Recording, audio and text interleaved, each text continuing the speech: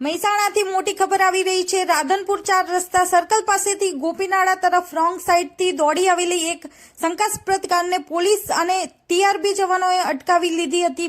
માહિતી મુજબ અમદાવાદના વટવા વિસ્તારના રહેવાસી હોવાનું સામે આવ્યું છે। કાર નંબર GJ27CM4060 શંકાસ્પદ ગણાઈ રહી છે।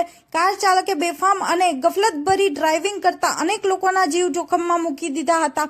એક બાઇક સવાર વૃદ્ધને પણ પાછળથી ટક્કર મારતા તેઓ નીચે પડી ગયા હતા। ટીઆરબી જવાનોએ અટકાવવાની કોશિશ કરતા કારમાંથી 3-4 મહિલાઓ ઉતરી ઝઘડો કર્યો હોવાની માહિતી સામે આવી રહી છે। ટીઆરબીના જણાવ્યા મુજબ ડ્રાઈવર નશાની હાલતમાં હતો। ફિલહાલ ગાડીની અટકાયત કરીને તપાસ શરૂ કરવામાં આવી છે।